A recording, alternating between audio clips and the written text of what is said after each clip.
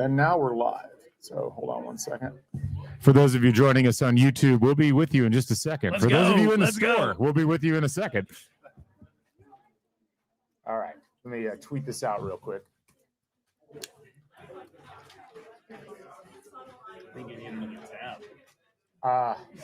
This is, I just took a bunch of them off, Chief. All right, here we go. All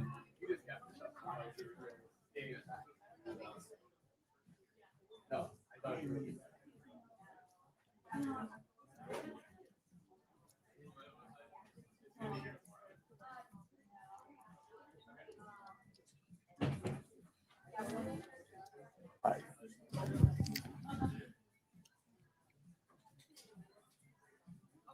You ready? Yes. All right. Why don't you pump up the volume a little bit? Yeah. Let's get it cracking in here. Oh, that might be too much. All right. No. Hello and welcome. There we go. Let's Turn go. up, pump up the volume. We are here live. Homefield at Tracks. This is CrimsonCast and the Big Red Carpet. Part of a beautiful weekend here in Bloomington, Indiana, as the Indiana Hoosiers taking on the Illinois Fighting Illini. We are live from Homefield at Tracks, the legendary location here on Kirkwood Avenue. Our huge thanks to our friends and partners at Homefield Apparel as we get things rolling here. I'm Galen Clavio. This is Rhett Lewis, and Hello, friends. we're excited to talk some IU football here over the next hour. I mean, I got to tell you, I walked over here from the Union where I'm staying for this weekend, fired up to be here, of course, and just saw a fantastic group of students just playing a little touch football out there on the lawn. And like, these are the weekends that do kind of make me miss the college experience that I was unfortunately unable to participate in as part of the football program 2001 to 2005. Like, these are the weekends that you remember. These are the weekends that you come to a school like this for. These are the games that you live for. These are the tailgates that you're fired up for. And like, this is the kind of stuff that sticks with you. And I got a bunch of my teammates coming to meet me tomorrow in the grass lots across from Memorial Stadium. This will be the second game I've ever watched as a fan inside Memorial Stadium since graduation in 05. What was the first one? Unfortunately, it was like another thrashing of Indiana State. Yeah. early in a year. But look, it's I'm fired up. Can't wait to be here. Can't wait to talk about this game. So many great pieces to this matchup, Galen. I know we're going to get into all of it. Absolutely. Yeah, it's funny. I was listening to some clips from our buddy Mike Kadick, who is going to be over at the Homefield event at the Upstairs Pub. Nightcrawler? Right after this. But Kadick Crawlers? It was funny because he was talking about, they were asking him about the tailgate setup and when they were getting going. I've never been there. And that's exactly what he says. Like, I've never been to a Kadick family tailgate because I've been playing in the games. Right. So Kadick. I thought he was going to show up. Yeah. Well, maybe he will eventually. But no, it's been one of the joys for me being a faculty member here for the last 16 years. I've been able to enjoy the experience that I got for a bit as a student and then didn't think I'd get again in the same way. So to be able to have this type of a weekend, and what makes this weekend so special is not just the beauty of the weather and the fact that IU is relevant, but this is, Rhett, the most important game in college football this weekend. This is the most important game in college football this weekend. This is the most impactful game at the Rock Memorial Stadium, Merchant Bank Field at Memorial Stadium. In the history of this venue. Yeah. It's wild to think about that for a second. Just let that sink in. Like, you are about to witness history. That's just the second time in the history of this series that Illinois and Indiana both entered this game ranked. First time in 75 years? Since 1950, the year my parents were born. My dad was born 3 years before that. And was a part of a student trainer on the Rose Bowl team in 1967, and he doesn't know what that feels like. Yeah. So it's funny because obviously IU's had its historical issues with success in football. Illinois has only had historical success with football. They had Red Grange. He matters in the history of football. Had a Rose Bowl appearance, I feel like, with Ron Zook and Brandon Lloyd and Kurt Kittner, but it was short-lived. It was. Kind of like Indiana's run at the early part of this decade. Absolutely. Yeah. And so for both, this is one of the things I've heard on a lot of the podcasts nationally. This is great for the Big Ten, first and foremost. This is not Michigan, Ohio State. It's not Penn State, Nebraska. It's not USC and somebody.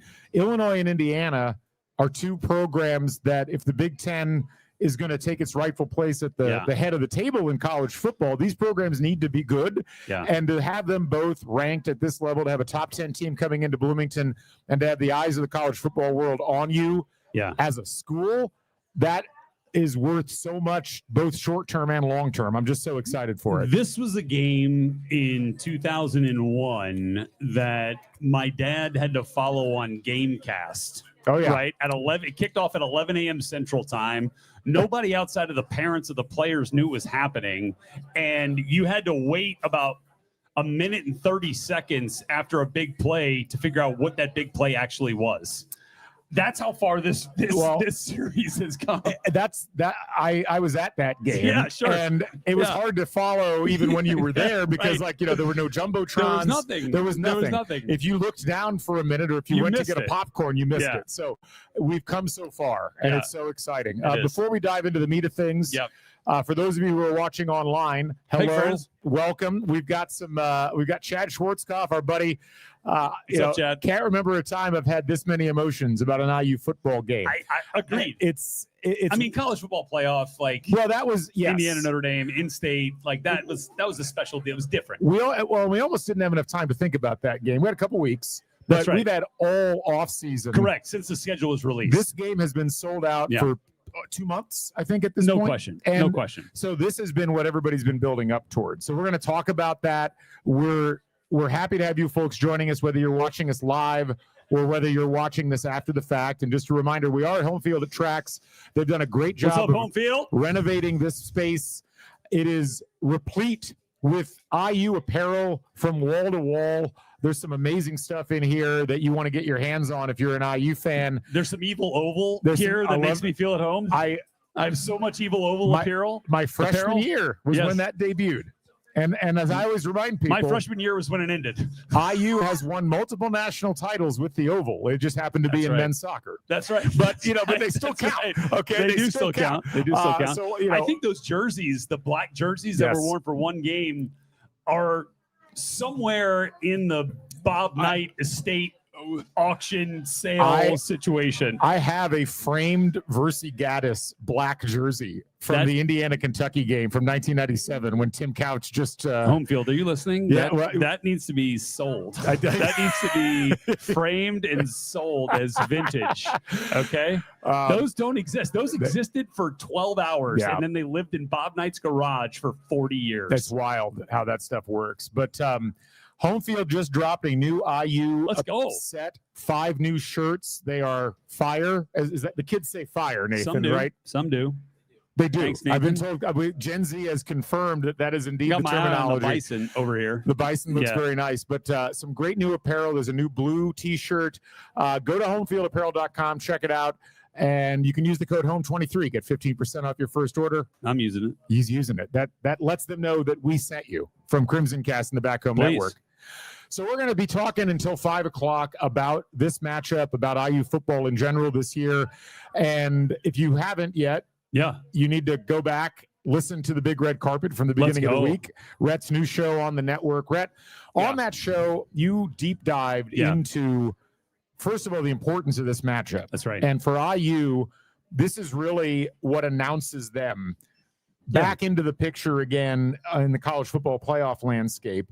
And as much as we'd like just the results to speak on the field, the reality is it's more than just that.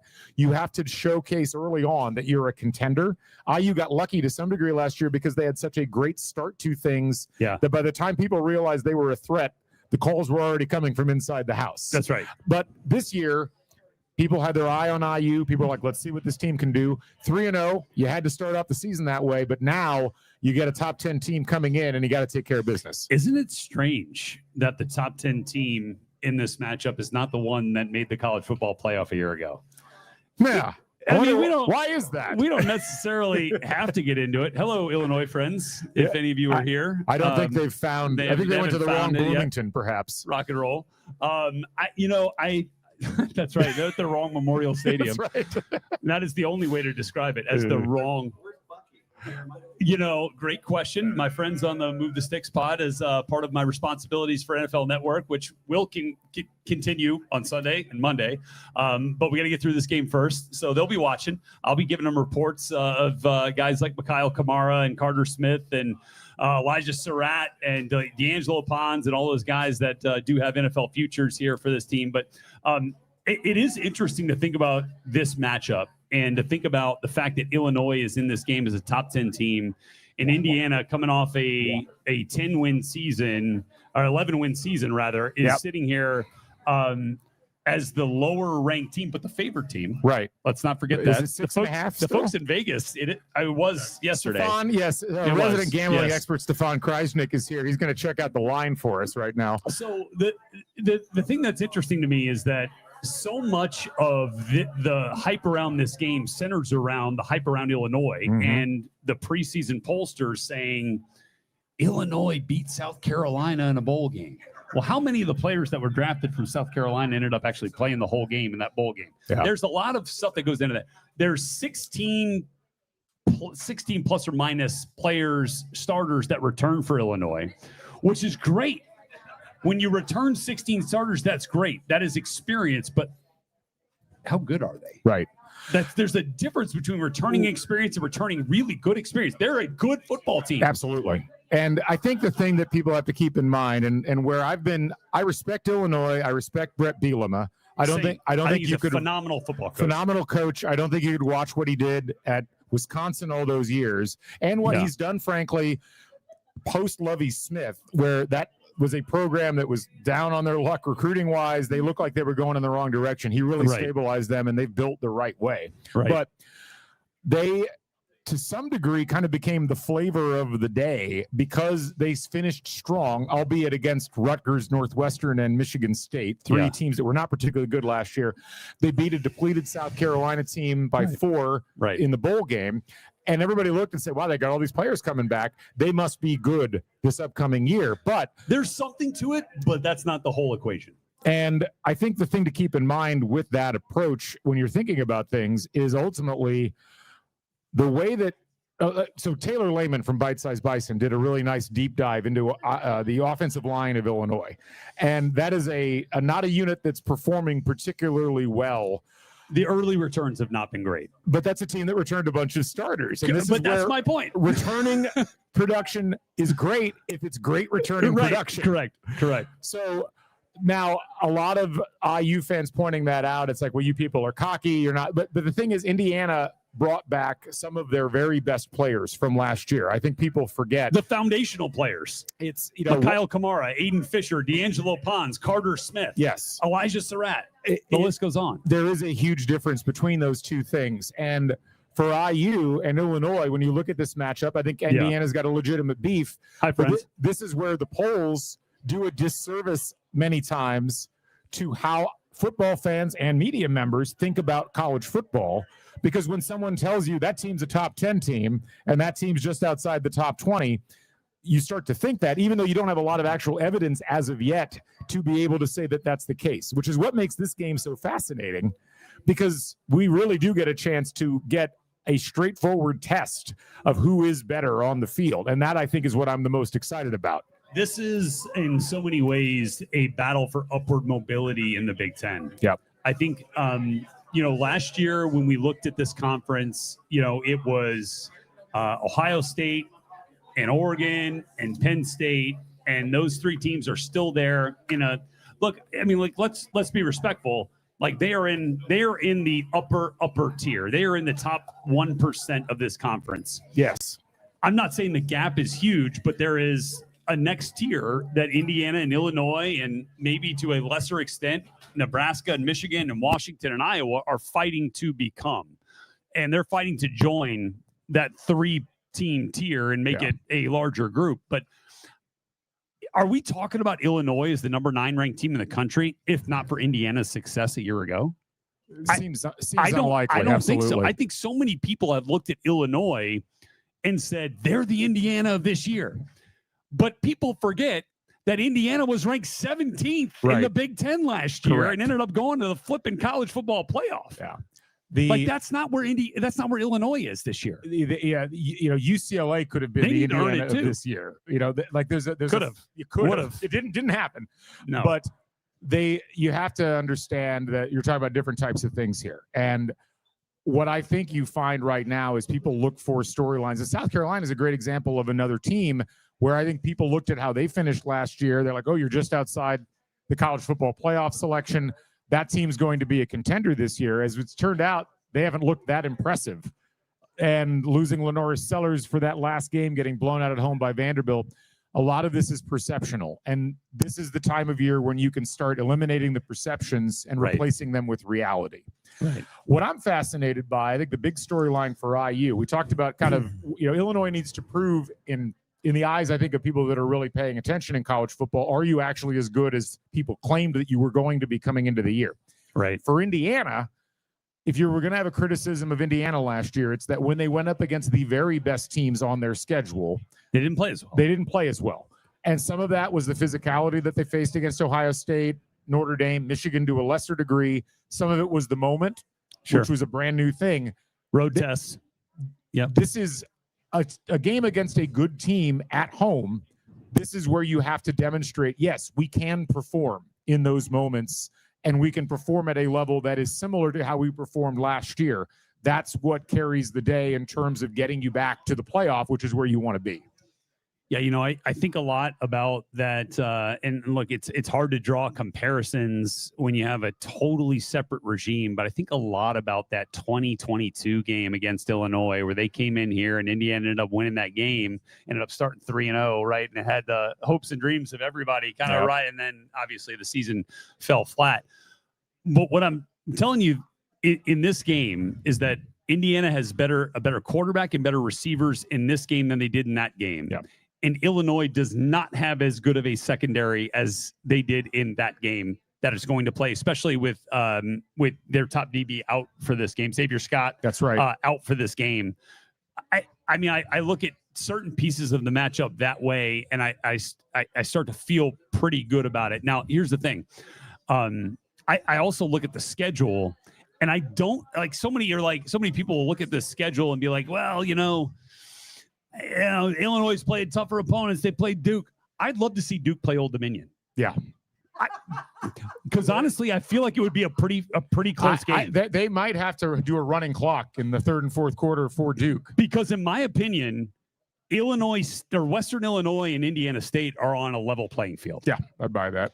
And I would also say Kennesaw State and Western Michigan are on a pretty level playing field as FBS teams. Yep.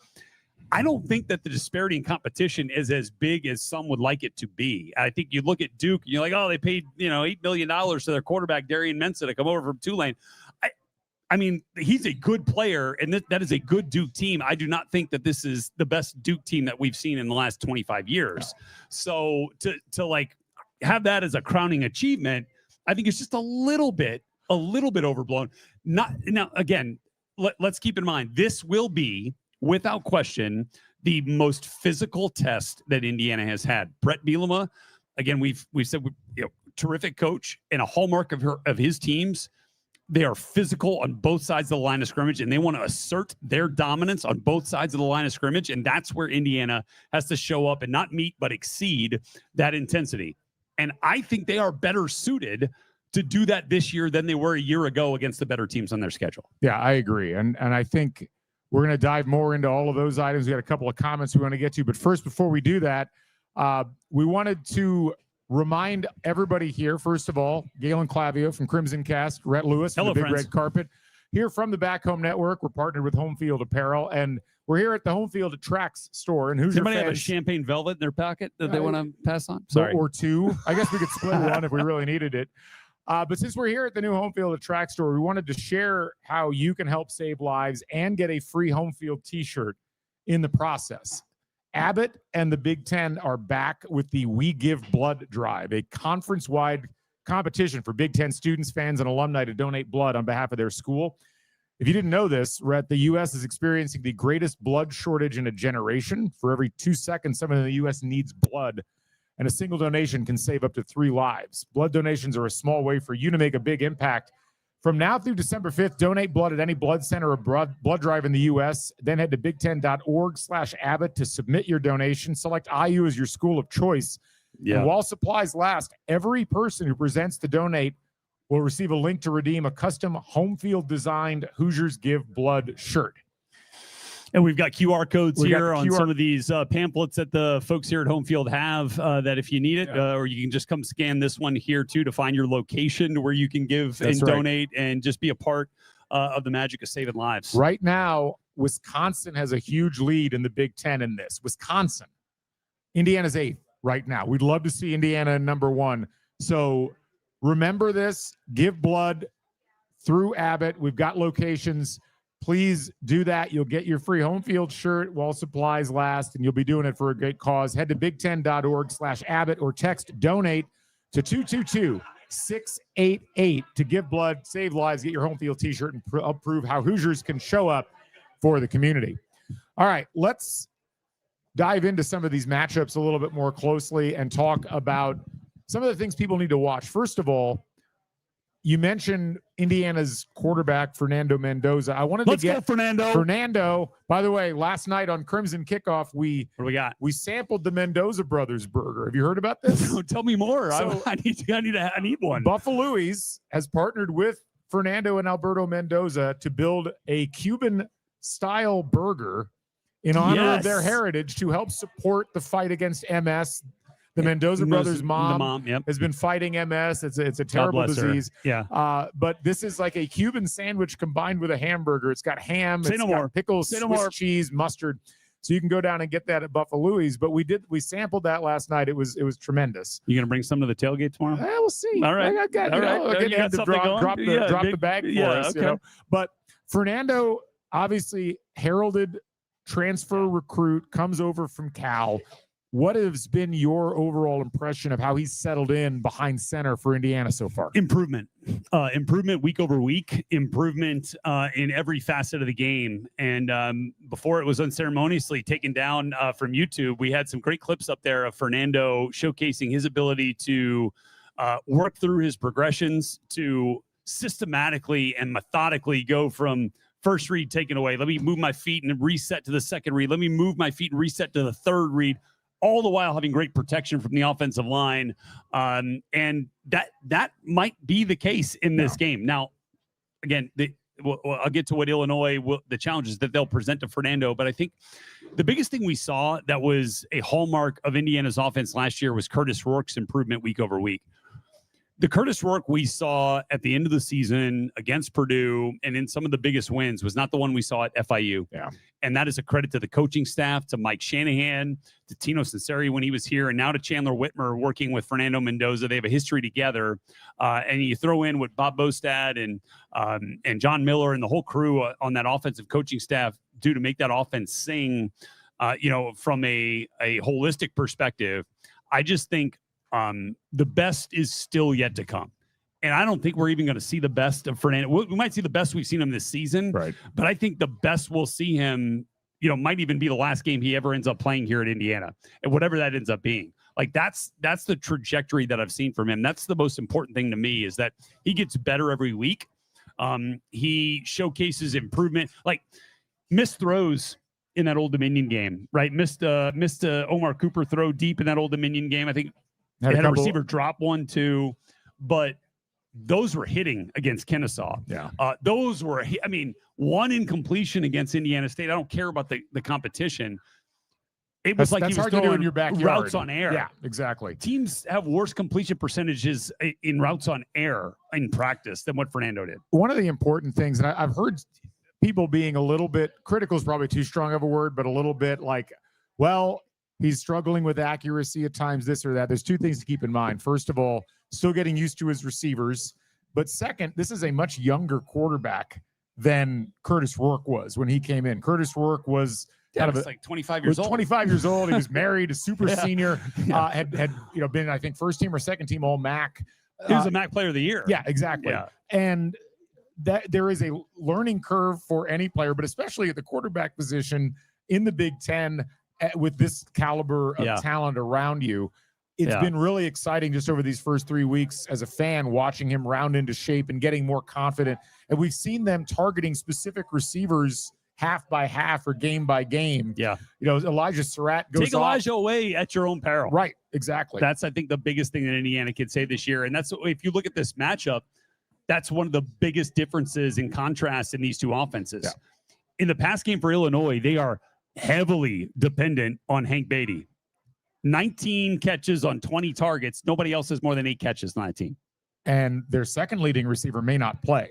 There you go. He's questionable for this game. And they do not use tight ends and running backs. Now, look, Indiana's not a big tight end and running backs team in terms of the pass game, but either. But Omar Cooper, Elijah Surratt, E.J. Williams. And then I love what we're getting right now from John Brady, from young players like Charlie Becker. Shout out Charlie Becker's Becker's dad and brother were just here a minute ago. Linebacker at App State, also great football family.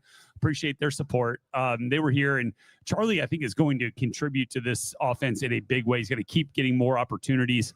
LeBron Bond is a firecracker. Yes, like an absolute fire. Like, if you're one of the biggest things in this game, Galen, will be Indiana's ability to beat man coverage. Nobody plays more man coverage with more pressure in front of it than Illinois' defense. And that is a place where Indiana struggled a year ago. The Notre Dame game, there was no separation. Yep. And now, look, Notre Dame was a very good team. They played for the national championship for a reason. They had a cornerback drafted in the second round, probably would have gone in the first round if not for an injury. They had a safety that was drafted on day 2. They were a very, very, very good, talented, experienced secondary. But that's something that Indiana has to show in this game, is the ability to beat man coverage. And I feel like they can do it now with a variety of ways. We didn't see E.J.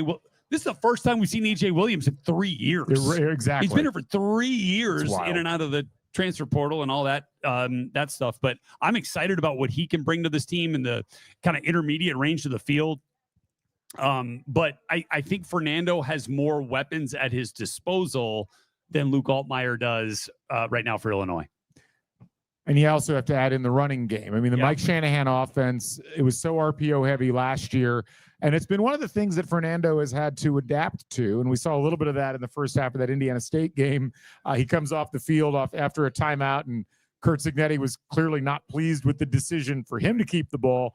But these are, again, things that you learn and get better at as you go. But he's got a dynamite collection of running backs, even with the unfortunate injury to Lee Beebe. He's out for the season. Yeah, that's tough. But you've got, obviously, Kalon Black, who's been with Curt Cignetti now for 5 years. You've got Roman Hemby, who's Hemby's been terrific. A guy I always wanted. He was, he rushed for 100 yards twice in Memorial Stadium in another uniform. That's right. And then he's come in and been amazing. Let's go. Kobe Martin. Becker family in the house. Kobe Martin looking good coming off the bench in this last game. Let's go. The best in Indiana. Play for Indiana.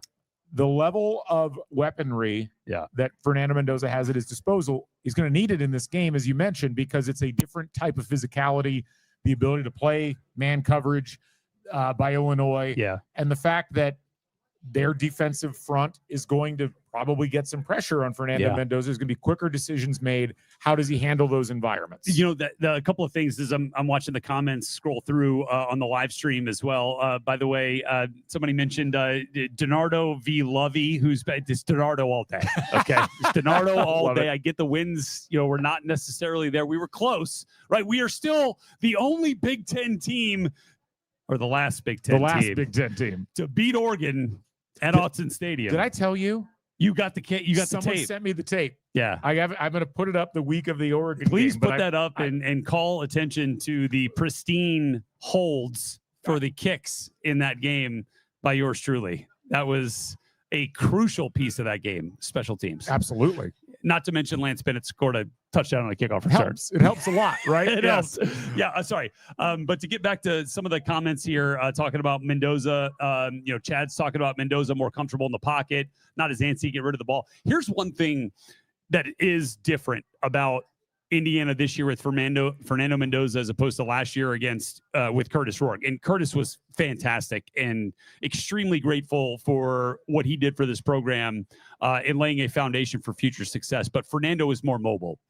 And in a game like this, where Illinois is going to play man coverage, that is in their DNA, that is who they are. They play more man coverage than anybody in this league, and they pressure more than anybody in this league.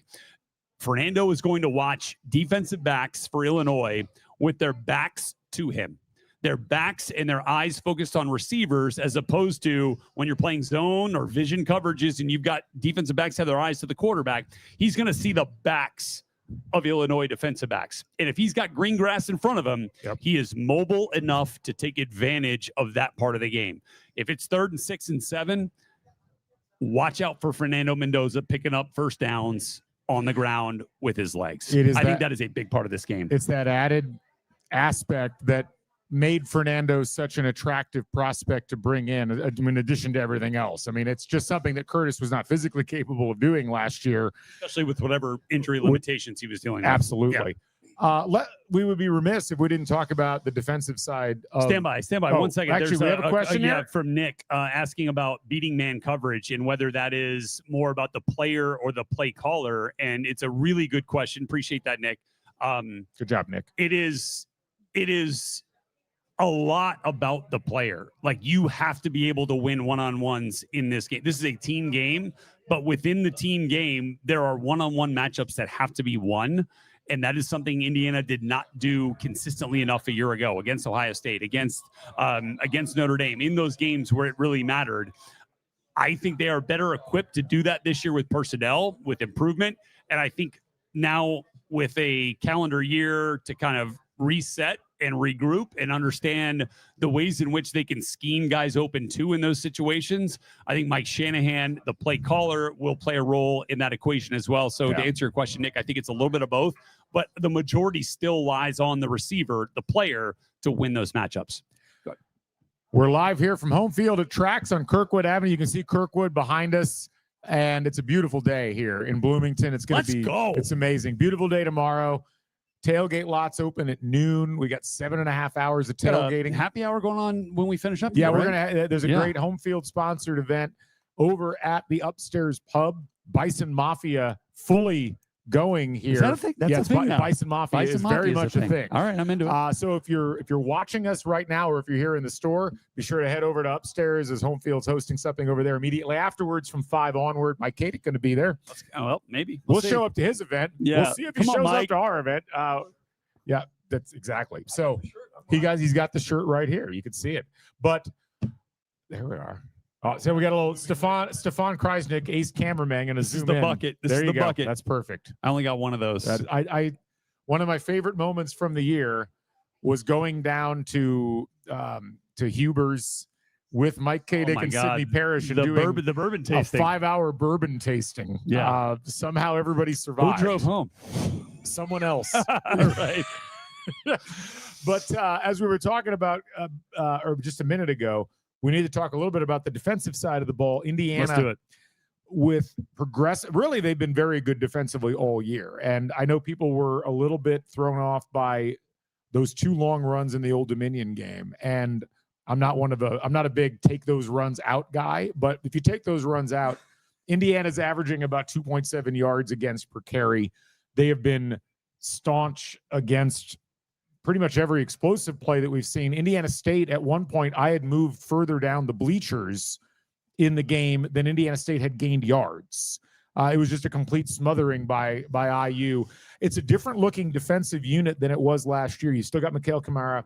You've still got Aiden Fisher. You've still got D'Angelo Pons. You've got some new pieces. Kellen Wyatt has come in and has played very well. Same with Daly. Isaiah Jones. I mean, you've got a really, really interesting group. It's going to be interesting to see how they perform against Big Ten talent. But what we saw last year was this defense did such a great job of putting the offense in a position where they could rack up points, rack up possessions in the lead. And it put so much pressure on the opposing team's offense that it forced them into a lot of turnover situations, forced them into a lot of 3-and-outs or disadvantageous yard situations. I am very, very interested to see how this year's defense handles both this particular moment and how they choose to attack Illinois, because from my watch, as good as they've been incredibly vanilla in how they've approached coverages. They haven't blitzed hardly at all. And I don't think that's going to be the case given what we saw out of Brian Haynes' defense last year. We are so fortunate to have Brian Haynes as the defensive coordinator of this football team. If I could just tell you, the demand for his services this offseason were many and high.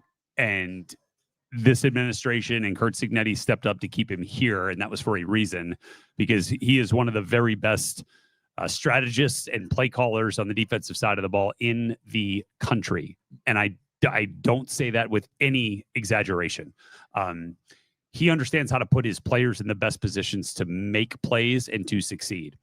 Aiden Fisher knows that better than anybody. Mikhail Kamara knows that better than anybody. And I think there's probably a little, at least from a fan perspective, from the external side, through the first 3 games, that has left you wanting, at least when you watch Mikhail Kamara, knowing how disruptive he was a year ago, knowing how productive he was from a year ago, led the country in pressures. Like, you don't just fall into that. Right. You have to be a really dang good player in one of the best conferences in America. So he is playing a different position this year, and he has a target on his back. So I would just keep that in mind when you're watching him. They're asking him to do some things that are a little bit different this year, but ultimately it's going to help the overall scheme of this defense and his evolution as a player as he moves on to the next level after this year. But teams know where he is. They are game planning for him. They are sometimes directing their protection towards him. They are running away from him. And I think a lot of times, if you really go back and watch the first 3 games, you've seen him drop back in coverage more so than we saw probably all of last year.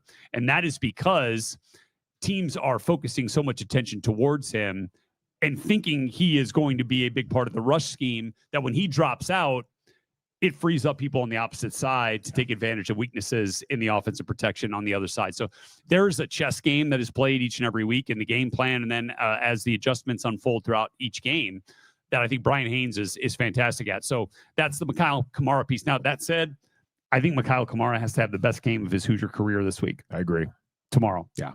I mean, he has got to be that dude. This is where, yes, you need other people to step up. And the great thing about having talented players is that they should open up opportunities for other players to be able to take advantage of situations. But your best players have to play at their highest level in games like this. And I think we saw so many great moments out of Kamara last year. I don't have any question that we're going to see something out of him in this game we haven't seen all season. No doubt. And so, but like, think about that, because I think so many times we get caught up in the offseason of like, all right, who's replacing CJ West?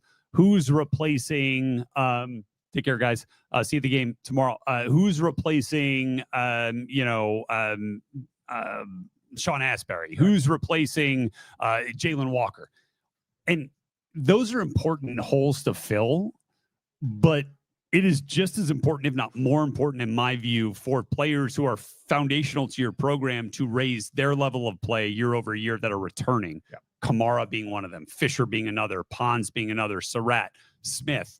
That crew, like, those guys have to be better than they were a year ago. And to me, this is a game for Mikhail Kamara to show up in that way.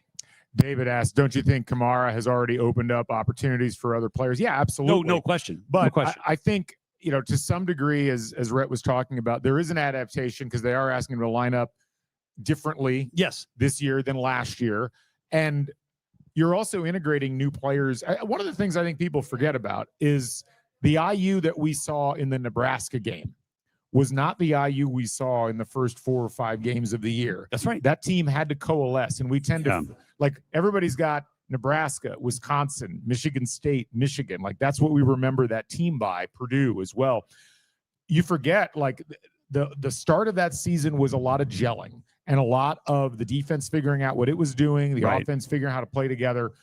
There were moments where the players that we grew to love and grew to really count on performance week after week weren't quite there yet at the beginning of last season. So now you're through the first quarter of the season. This is where I would start to see both the consistency of Kamara opening things up for other people, mesh with what he's going to be able to do as he fully comes into his own in this new season. Well, and the other piece of that is, also along the defensive line, CJ West grew into an absolute monster a year ago. It didn't necessarily start out that way. His role, his reps increased as the season went on, and so did his impact. Hosea Wheeler, to me, is really that guy that can, be that type of player. I think Ratcliffe, to a certain extent, Landino and passing, situations when they move him down inside. I think, maybe to a little bit lesser extent in a pass rush perspective, Tyreek Tucker, more so on first and second down. But Hosea Wheeler needs to have a signature game here as well. He needs to introduce himself to Caden Fagan and Aiden Lawfrey and that running back group. And the last thing you want in this game is a 6'3", 240-pound running back with a full head of steam taking on, Amari Farrell, right? 15 yards downfield. And that's where guys like Hosea Wheeler and Ratcliffe, who are penetrating defensive tackles. And that's the other thing about this defense with Brian Haynes is these defensive linemen are trained to get upfield and cause havoc. Even if it is a little bit outside of their responsibility, if they can get into the backfield using a technique or a pathway or an avenue that is somewhat different than how it was drawn up, they can count on Aiden Fisher and Elijah Hardy and Isaiah Jones to make them right at the second level. And that is a game of trust that develops week over week, too, to your point about this team will look different week 3 to week 4. This team will look different week 4 to week 5, and so on. So just overall really excited about where things can go with this defense. They played better in the secondary, which I think was an area of concern, mostly because they got lined up. Yeah. They were communicating, as Coach Signetti mentioned, after the Kennesaw State game and into the Indiana State game. Getting lined up is the first piece. Understanding what they're going to do to you, communicating, and understanding what the responsibilities are is the first step. Mike asks the question, is depth at safety an area for concern tomorrow, in your opinion? I think a little bit. I think until we get Byron Baldwin back, the depth of the back end and especially the safety group and that rover group, which has seen Boykin in that area so far, and I think he's done a fine job there. I think we can still get better, and I think Baldwin's presence is a dude now. Yeah, like as a true freshman who we haven't seen play yet, so I get it. It's a little tough to kind of wrap your head around it, but this is the dude. This is a dude that blue blood programs wanted to join them, and it was the reason why he decommitted for a while and then recommitted to Indiana once he saw the vision. So I think you'll get him back here, probably not this week, but moving forward, and I think that'll be something to really watch as you get into the meat of the schedule, against big-time foes like Penn State and Oregon. Let's shift gears a little bit as we enter the last 10 minutes of our show. We appreciate everybody here. Give us more. Homefield at Tracks has been a great host, and we're having a great time out here. And for those watching online, it's great to have you on board. How we doing? We had a comment here from HWF3. Never seen an IU football or even basketball regular season game seem close to this big. But basketball, I might push back on slightly. I was here for the game day game in 2013 with number 1 versus number 3. That was a pretty big one. But football, maybe. Maybe a prisoner of the moment, maybe a feature of the only 12 games, but I'm so pumped. And this, I will say, the energy level of the fans around this game has built so steadily over the course of these first couple of months that people have been back in Bloomington. There is this vibe, and I see it online with the online audience as well, of how excited people are for this game. The students are pumped. I've seen, so many positive and energetic comments about things. It is a really special thing. And it's something that I'm not going to say we've never had exciting or important regular season games here in Bloomington. Last year against Michigan was a huge game for a ton of reasons, but the hype around this and the energy that I feel from people about this game is pretty special. I don't think I can effectively describe it. To be honest, I've been on so many radio shows in my work for Big Ten Network, and even my work for NFL Network, like sitting there watching in my Thursday night football broadcast duties, last night, sitting there watching the game, and everybody's like, "You're going to Bloomington this weekend? That is a massive game." I'm like, yeah, I know. And they're like, what's it going to be like? I'm like, I have no idea. I've never been a part of this before. I mean, like, I remember answering that question ahead of the Washington game last year when game day was here. And, I remember talking to Mike Hall before the game because my crew was doing the game. And I was doing a hit with him for the BTN tailgate show. And he was like, what's this atmosphere like? Like, what, I'm like, Mike, I don't have anything to compare it to. It had never been anything like this when I was playing. You'd have to ask my dad, who was a student trainer on the 67 Rose Bowl team, for any comparison to what it might have felt like inside Memorial Stadium. And even then, by the way, sources have been speaking in a direction in which I have been listening, that this is going to be at least the second. This game is going to produce the second most scanned tickets in Indiana football history. Really? At minimum. Wow. And that was the first one was a Purdue game like decades ago. Yeah. I mean, I'll say this. I've been affiliated with the university for 40 years. I've been here for 20 some years as a student or as an employee. I can't remember a game during my time that had this combination of hype and actual, like, on the field, legit on the field combo. Gravitas. I think you could make an argument the last time that you actually had a matchup that was this vital and this important in the college football world was the bucket game in 1967, when you had, I think, go to the Rose Bowl, third-ranked Purdue team and a top 10 IU team. That's tough to top. Rivalry game for a chance to go to the Rose Bowl. The fact that there's this much focus and that IU is experiencing this now, this is a brand new thing. As big as the moments last year were, with Big Noon coming for the Nebraska game, with the Washington game having game day, with Michigan being such an important game in terms of getting IU essentially into the college football playoff, this just has a different vibe to it. And where I try to tell people on this is, like, we really don't know how to act as a fan base because we don't host these things. What's been so cool and so transformative about the Curt Cignetti era so far is that these are the things that always felt like they happened to other programs. These are the games that other programs hosted. And you would occasionally be in the mix to be on the other end of one of those, but you rarely got to have one in your home stadium. And that is really cool. And I am just so pleased, obviously, for IU football fans that have been around for a while, but for the students. The students have been, since the Maryland game last year and all the way through to this year, the support from students has been amazing. Like, I don't even have words for it. Let's go, students. And the fact that they get to have this game, it's going to be a night game. You're going to have this full day of party beforehand. Everybody's going to be properly lubricated as they go into the stadium. Is that right? That's the rumors. That's how we do things here in Bloomington. Yeah. Sources again, but I'm just so thrilled. I am a source that there's been sufficient hype for this, and that people are able to focus their energies on something that is so much fun. And that's what it's supposed to be. Like, IU football fandom and watching this program hasn't always been the easiest road. As we know, as we've talked about many times on the show, this is where it's all supposed to kind of be worth it. And to be able to enjoy these environments, whether you're an alum, whether you're a student, I think it's going to be a really, really fun thing to be a part of. And I hope that everybody who wanted to go is able to come here and be a part of it. Man, I just, like, I envy students this weekend. It's what I mentioned at the top of our show here, watching a bunch of guys just playing, a touch football game, over there, outside the Union, and then hopefully going over and enjoying themselves over at upstairs, like we're going to do here in a couple of minutes anyway. And just like soaking this in, like, this is big time college football. This is Bloomington, Indiana, and this is big time college football. Let that sink in for a second. Like, that is a big deal. I mean, B1G, big deal. Homefield's been doing this tour of the country. Yeah. Sponsored by Modelo, where I would love an ice cold Modelo if anybody's got one. They've been going to the top locations for college football games across the country.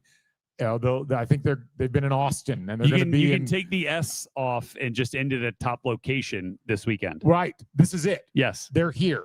Yeah. Big tailgate tomorrow, by the way, at 14th and Woodlawn, sponsored by Homefield. $200 get you a little VIP action, right?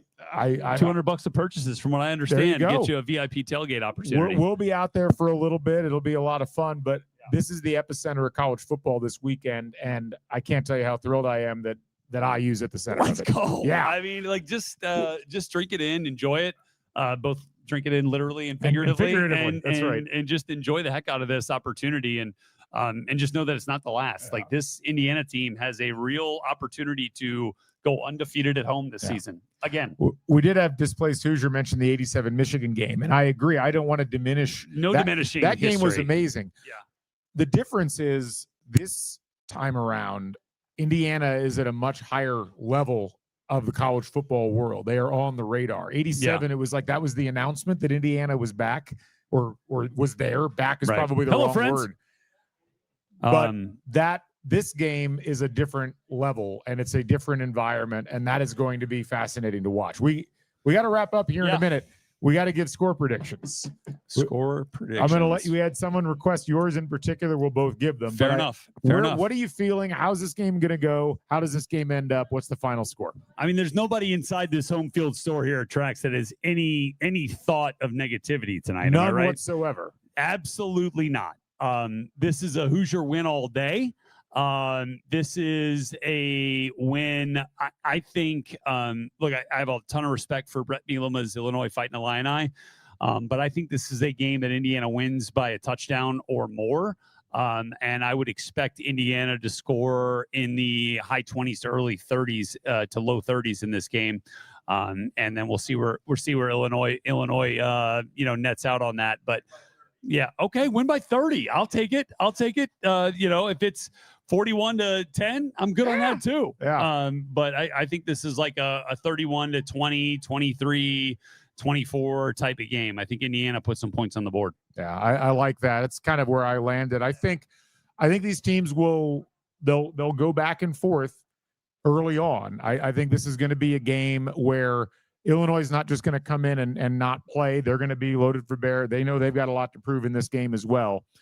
But I think Indiana, they're experienced in all the right spots. They've been waiting for this moment since they lost that game in South Bend. And I think that they're looking at this as an opportunity to really announce themselves to the college football world again. And they shall. And they shouldn't have been out of the conversation in the first place. And I'm getting more upset by the minute that it's not the number 9 ranked Hoosiers against the 19th ranked Illinois Fighting Illini. I'm just trying to egg Rhett on at this point. It's great. No, but this wasn't the last time Illinois. Dang it. Was not the last time Illinois and Indiana played, but I can remember distinctly in 2022 standing up in the rooftop of the rock section with Homefield founder Connor Hitchcock. We leapt into each other's arms at the end of that game when Connor Bazelak scored that last touchdown to beat Illinois. Both programs in a much better spot. Oh, my goodness. But I think a much better outcome for Indiana in this one. I'm going to say Indiana 34, Illinois 21. Yeah. Indiana opens it up in the second half and picks up the victory, gets to 4-0, and hopefully just flips spots with Illinois. That's right. 9-19. Jump right up into the top 10. I'm into it. Anyway, I love it. We are going to go ahead and wrap up here from Homefield at Trax. I'd like to thank everybody here in the store for joining us. Some of our longtime listeners, some brand new people who are Thanks, friends. Who are these people on stage Hello, new talking? friends.